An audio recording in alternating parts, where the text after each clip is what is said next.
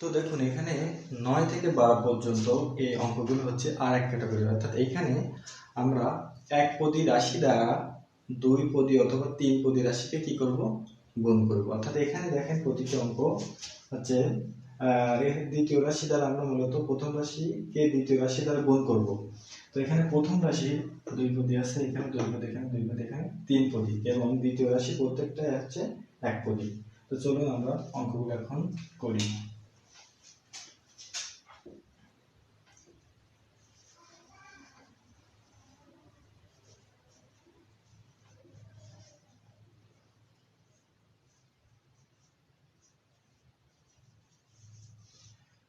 তো যেহেতু আমরা প্রথম রাশিকে দ্বিতীয় রাশি দ্বারা গুণ করব, তাই আমরা প্রথম রাশিকে দ্বিতীয় রাশির সামনে আনব। তাহলে 5xy into 2x plus 3y। তো এটাকে যদি আমরা গুণ করি, এই 5xy দ্বারা আমরা প্রথমে 2x কে গুণ করব, তারপর তাহলে 5 দিয়ে সহগে সহগে যদি আমরা গুণ করি তাহলে 5 দিয়ে হয় 10, x আর x, x এর স্কয়ার আর y বসে গেল।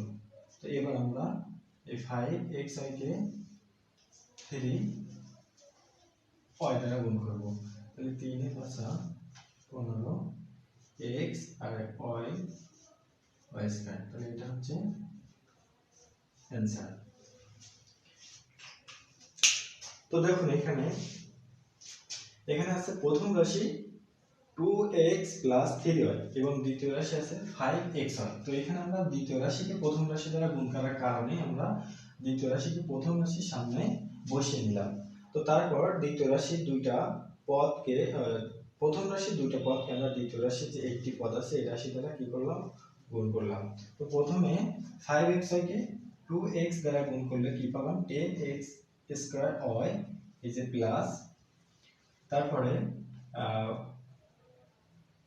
3y কে 5xy দ্বারা গুণ করে পেলাম 15x y square.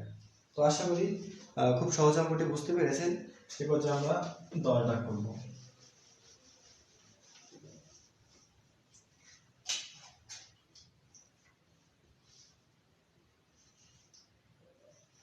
x cube minus y cube হচ্ছে এখানে প্রথম রাশি গুণ 9x স্কয়ার y স্কয়ার হচ্ছে দ্বিতীয় রাশি। তো আমরা 9x স্কয়ার y স্কয়ার দ্বারা প্রথম রাশি a cube minus b cube কে কি করব, গুণ করব। তো সেজন্য আমরা 9x স্কয়ার y স্কয়ার কে প্রথম বসিয়ে নিলাম, তারপর প্রথম রাশি x square x cube y cube বসলাম।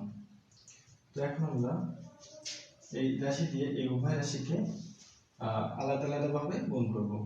তো 9 এখানে দেখেন কোনো সহগ নেই, অর্থাৎ সাংখ্যিক সহগ নেই, তাহলে 9 বসে যাবে, x আছে তাহলে x square x cube x to the power 5, আর y এর এখানে কোনো নেই, তাহলে বসে গেল।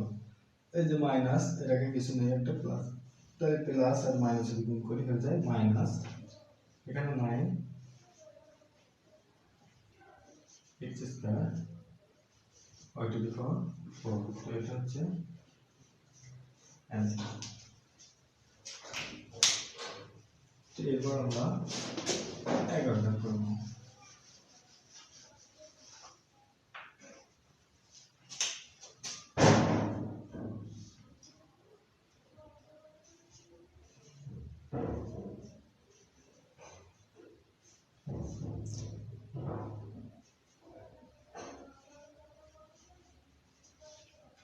তো এখানে আমরা দ্বিতীয় রাশি a স্কয়ার b স্কয়ার কে প্রথম রাশিকে গুণ করব।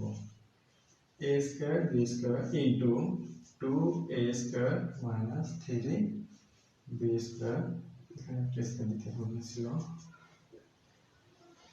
তো 2a to the power 4b square minus 3a square b to the power 4। তো এখানে a স্কয়ার গুণ করলে হয়েছে a টু দি পাওয়ার 4, আর এখানে b স্কয়ার আছে, এখানে b স্কয়ার নেই, তো বসিয়ে দিলাম। 2 নম্বর এই যে মাইনাস, এখানে আছে প্লাস, প্লাস মাইনাস হয়ে যায় মাইনাস, এখানে আছে 3, তো 3 সহগটা বসিয়ে দিলাম এখানে, এ স্কয়ার আছে, এখানে এ স্কয়ার নেই, তো এ স্কয়ার বসিয়ে দিলাম, এখানে বি স্কয়ার আছে, এখানে বি স্কয়ার আছে, তাহলে গুণ করলে হয় বি টু দি পাওয়ার 4। তো এটা হচ্ছে অ্যানসার। এরপর আমরা 12 দাগ করব। 12 দাগের অঙ্কটি হচ্ছে প্রথম রাশি এতে 3টি পদ আছে, আমরা এতক্ষণ 2টি পদ কে গুণ করছি একটি পদ দ্বারা, এখন 3টি পদকে গুণ করব একটি পদ দ্বারা, তাহলে 3xy z এটিকে গুণ করতে হবে আমাদের x to the power 4y দ্বারা। তো আমরা x to the power 4y কে প্রথমে বসিয়ে নিলাম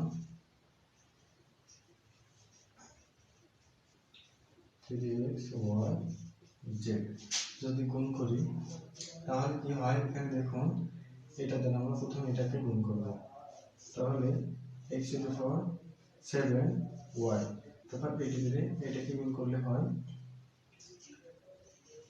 x to the power 4 y to the power 4, তারপর 3 x to the power 5 y to the power square আর z, তাহলে এটা হচ্ছে অ্যানসার। তো আশা করি তোমরা এই চারটি অঙ্ক খুব ইজিলি বুঝতে পেরেছো। তো এরপরে আমরা অন্য ক্যাটাগরি অঙ্ক করব।